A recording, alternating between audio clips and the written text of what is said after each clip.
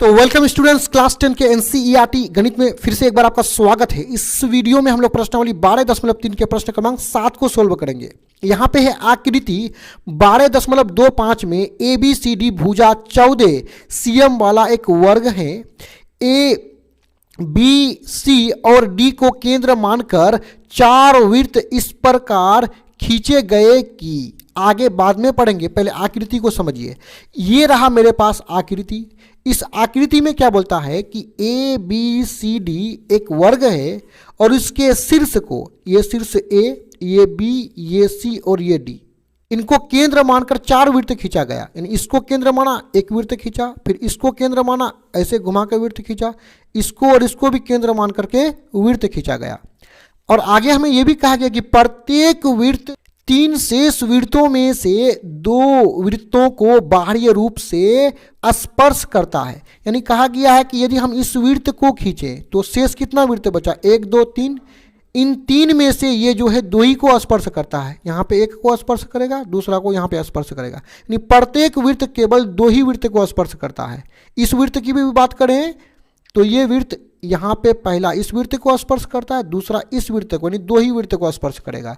आगे हमें कहा गया कि छायांकित भाग का क्षेत्रफल ज्ञात कीजिए। यानी ये वर्ग के अंदर में वह भाग जो वृत्त में शामिल नहीं है, इसी छायांकित भाग का क्षेत्रफल को निकालना है।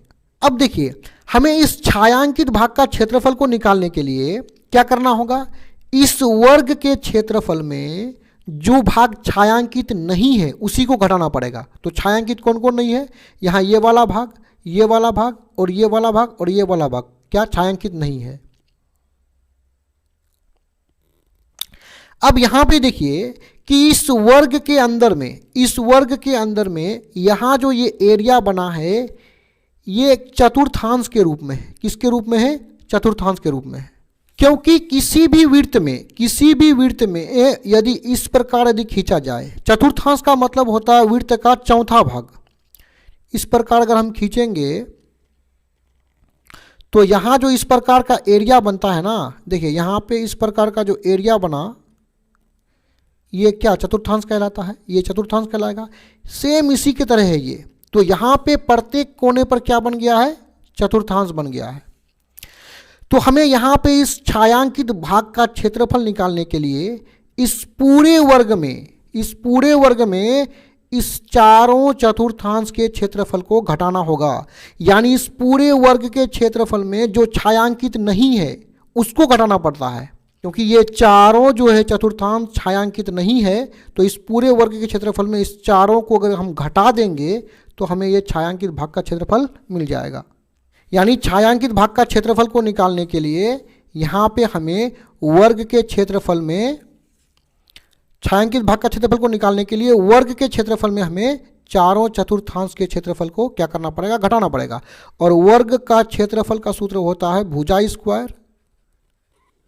तो हम भुजा के मान को नोट करेंगे और इसके क्षेत्रफल को निकाल लेंगे। उसी प्रकार हम चतुर्थांश का क्षेत्रफल क्या होता है, 1/4 पाई आर स्क्वायर। तो आर के मान को नोट करेंगे और इसका भी क्षेत्रफल को निकाल लेंगे। क्योंकि जब तक हम इन दोनों के क्षेत्रफल को नहीं निकालेंगे तो हम घटा नहीं सकते हैं। तो छायांकित भाग का क्षेत्रफल को निकालने से पहले हमें इन दोनों का क्षेत्रफल को निकालना पड़ेगा, तभी हम घटा करके छायांकित भाग का क्षेत्रफल को निकाल सकते हैं। तो यहाँ सिंपल सा, चलिए सबसे पहले वर्ग का क्षेत्रफल को निकाल लेते हैं। तो यहाँ लिखेंगे हल, और वर्ग का क्षेत्रफल के लिए हमें भुजा चाहिए, तो हो जाएगा वर्ग ए बी सी डी का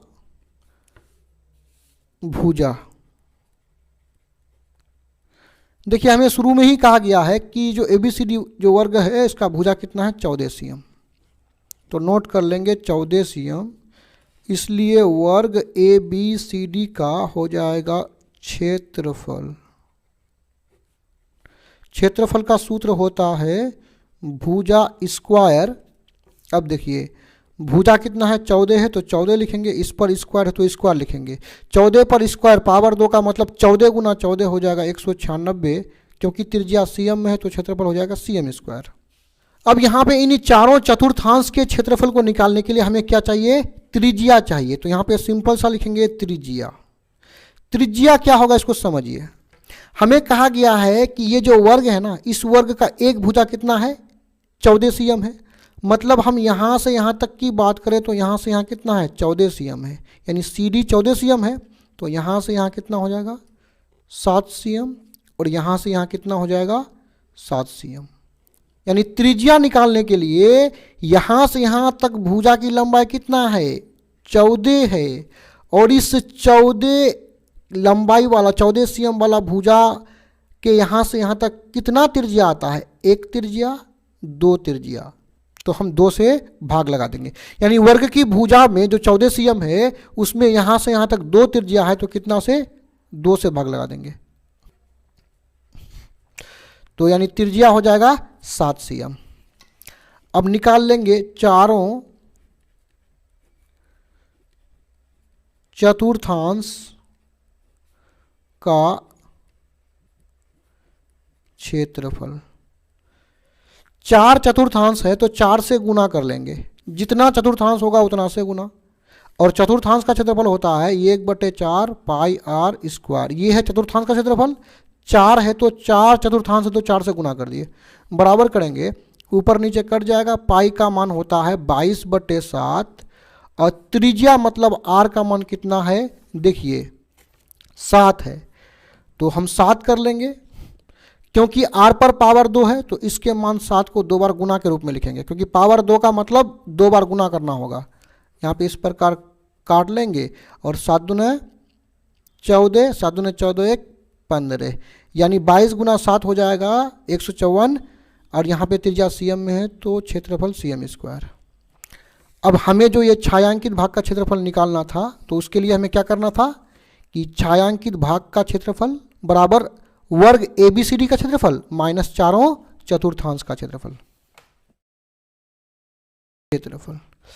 देखिए वर्ग ABCD का क्षेत्रफल कितना प्राप्त किए हैं, वर्ग ABCD का जो क्षेत्रफल है वो है 196।